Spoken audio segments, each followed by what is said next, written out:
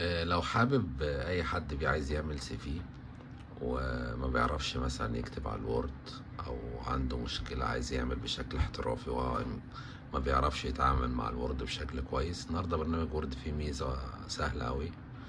مجرد تفتح الوورد على الكمبيوتر تلاقي فيه علامة بحث هنا، مجرد بس تكتب فيها فوق سيرة ذاتية، تعمل علامة البحث،